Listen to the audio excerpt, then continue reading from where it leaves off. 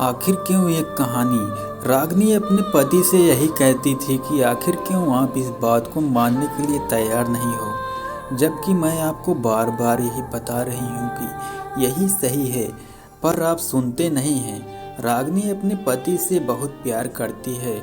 वो अपने पति को हमेशा खुश देखना चाहती थी, इसलिए वह अपने पति से बार बार यही पूछ रही थी कि आप इस बात को क्यों नहीं मान रहे हो। आज बहुत साल हो गया है, आपके पिताजी ने पहली बार आपको गांव में बुलाया है। अगर आप यह बात मान जाते हैं तो कितना अच्छा होता, सब खुश हो जाते हैं। रागिनी के पति का नाम वकुल है। वकुल का बहुत बड़ा झगड़ा कई साल पहले अपने परिवार से हो गया था। उनका कहना था कि वकुल ने रागिनी से शादी कर ली थी और इस बात को उनका परिवार मान नहीं रहा था, क्योंकि यह शादी उनकी मर्जी से नहीं हुई थी। वकुल को अपने परिवार से इसी बात को लेकर झगड़ा हो गया था और वकुल रागिनी को लेकर गांव से शहर चले गए थे।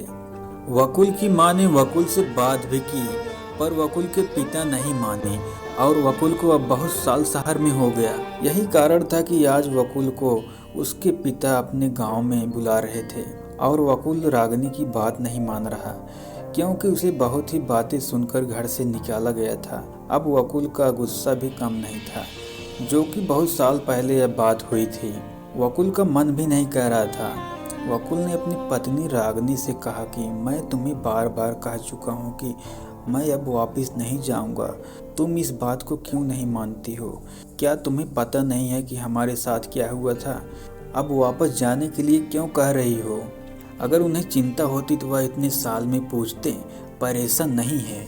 बहुत साल बीतने पर भी उन्हें कभी नहीं पूछा। अब क्यों पूछ रहे हैं जब हमारे जीवन के इतने साल बीत गए?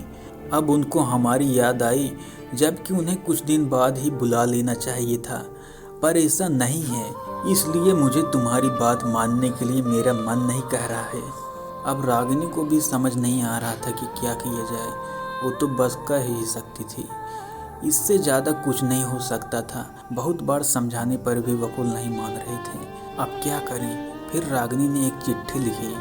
उसमें लिखा कि वकुल आने के लिए तैयार नहीं है। जब यह बात वकुल के पिता को पता चली तो उन्हें बहुत दुख हुआ और अगले दिन वकुल की माँ और पिताजी दोनों ही शहर चले गए। जब दोनों वकुल के पास गए तो पहले वकुल चुपचाप खड़ा रहा और कुछ देर बाद ही वकुल का भी गुस्सा पानी पानी हो चुका था।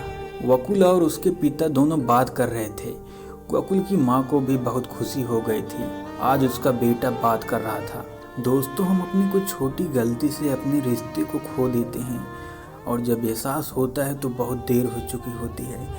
इसलिए सभी को माफ़ करना सीखें, तभी हम खुश रह सकते हैं।